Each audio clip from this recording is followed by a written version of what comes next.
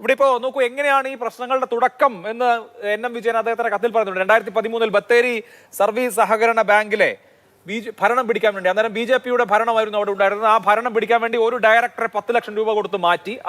അന്ന് CN ബാലകൃഷ്ണനായിരുന്നു ഇവിടുത്തെ സഹകരണ മന്ത്രി. UDF-ന്റെ സർക്കാരാണ്, ഉമ്മൻചാണ്ടിയുടെ സർക്കാരാണ്. ആ കാലഘട്ടത്തിൽ ഒരു അട്ടിമറി നടത്തി ബാങ്കിന്റെ ഭരണം പിടിച്ചു. പക്ഷേ BJP കോടതിയിൽ പോയി ഭരണം മാറുന്നതുമായി ബന്ധപ്പെട്ട് അവിടുന്ന് ഉത്തരവുണ്ടായി എന്ന് മാത്രമല്ല, തെരഞ്ഞെടുപ്പിലൂടെ വീണ്ടും പഴയ ഭരണസമിതി തന്നെ അധികാരത്തിൽ വന്നു. അപ്പോൾ അവിടെ അഴിമതിക്കുണ്ടായിരുന്ന, അതായത് നിയമനം വഴി പൈസ വാങ്ങിക്കാനുണ്ടായിരുന്ന വലിയ ഒരു സ്കോപ്പ് നഷ്ടപ്പെട്ടു. ഭരണം കിട്ടും, ഈ ബാങ്കിന്റെ അധികാരം കിട്ടുമെന്ന് കരുതി പൈസ വാങ്ങിപ്പോയിരുന്നു. പക്ഷെ അപ്പോഴത്തേക്ക് അധികാരം മാറിപ്പോയി. 22 പോസ്റ്റിലേക്കും നിങ്ങളുടെ ഭരണസമിതി നിയമനം നടത്തി. അതുകൊണ്ട് ഇവര് പൈസ വാങ്ങിയ ആളുകൾക്ക് നിയമനം കൊടുക്കാൻ കോൺഗ്രസ്സുകാർക്ക് കഴിഞ്ഞില്ല. അങ്ങനെയാണ് NM വിജയൻ എന്ന് പറയുന്ന മനുഷ്യൻ ഇത്ര വലിയ പ്രതിസന്ധിയിൽ പെടുന്നത്. അങ്ങനെയാണ് തുടക്കം. പിന്നീട് ആ കടം പെരുകി വലിയ വലിയ ബാധ്യതയിലേക്ക് പോയി. പാർട്ടി തിരിഞ്ഞു നോക്കിയുമില്ല. നമ്മുടെ രാഷ്ട്രീയ രംഗത്ത്, പ്രത്യേകിച്ച് സഹകരണ രംഗത്തൊക്കെ ഉള്ള അഴിമതിയുടെ കൂടെ ഒരു സൂചകം ഇക്കാര്യത്തിൽ ഉണ്ടല്ലോ.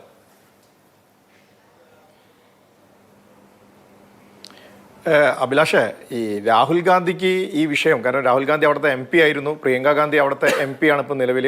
അവർക്ക് ഈ വിഷയം വ്യക്തമായിട്ട് പറഞ്ഞു കൊടുക്കണം. നാളെ രാഹുൽ ഗാന്ധി ഇല്ലെങ്കിൽ ഡൽഹിയിൽ പോയിട്ട് പത്രസമ്മേളനം നടത്തി പറയും BJP ആണ് ഇതിന് കാരണം BJP അവിടെ ഭരണം പിടിച്ചത് കൊണ്ടാണ് ഈ DCCയുടെ ട്രഷർക്ക് ആത്മഹത്യ ചെയ്യേണ്ടി വന്നത്, അതുകൊണ്ട് BJP ആണ് ഇതിന് കാരണം എന്ന് പറയും. കാരണം അങ്ങനെയാണ്. കാരണം സ്നേഹത്തിൻ്റെ കട ഇപ്പോൾ പൂട്ടി വെച്ചിരിക്കുകയാണ് കോൺഗ്രസ്സുകാർ.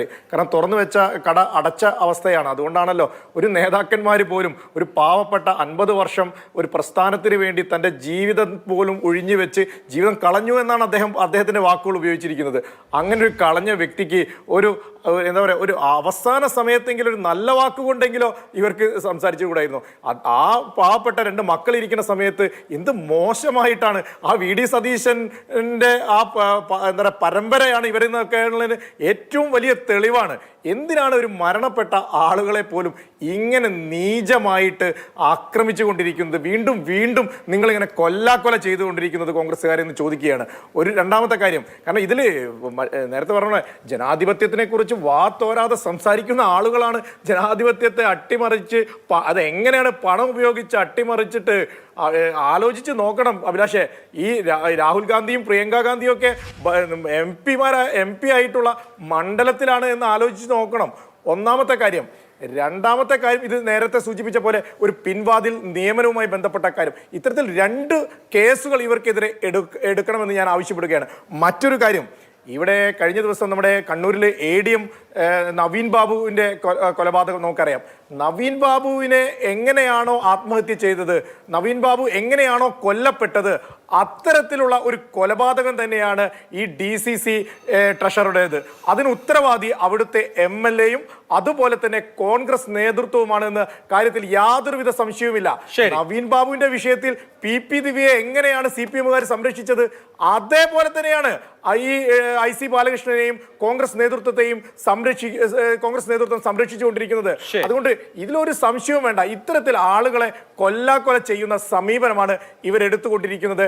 മറ്റൊരു കാര്യം, ഇവിടെ സജീഷ് പറയുന്നത് ഞാൻ കേട്ടു. പക്ഷേ അവിടെ കേസ് ഒത്തുതീർപ്പാക്കാൻ IC ബാലകൃഷ്ണനിലേക്ക് കേസ് എത്താതിരിക്കാനുള്ള പോലീസിന്റെ നടപടികളാണ് അവിടെ നടന്നുകൊണ്ടിരിക്കുന്നത്. ചില പ്രസ്താവനകളും ചില എന്താ പറയുക പൊടിക്കൈ സമരങ്ങളും ഒക്കെ വയനാട്ടിൽ പലപ്പോഴും നമ്മൾ കണ്ടു ഈ വിഷയത്തിൽ CPM-ന്റെ ഭാഗത്തു നിന്ന്. പക്ഷേ അവിടെ നടന്നുകൊണ്ടിരിക്കുന്നത്, അവിടെ പോലീസിന്റെ ഭാഗത്തു നിന്ന് നടന്നുകൊണ്ടിരിക്കുന്നത്, അവിടെ ഈ കോൺഗ്രസ് നേതൃത്വവും CPM-ന്റെ ഇപ്പോൾ വയനാട്ടിൽ വന്ന പുതിയ നേതൃത്വവുമായിട്ടുള്ള ഒരു ഒത്തുകളിയാണ് അവിടെ നടന്നുകൊണ്ടിരിക്കുന്നത്.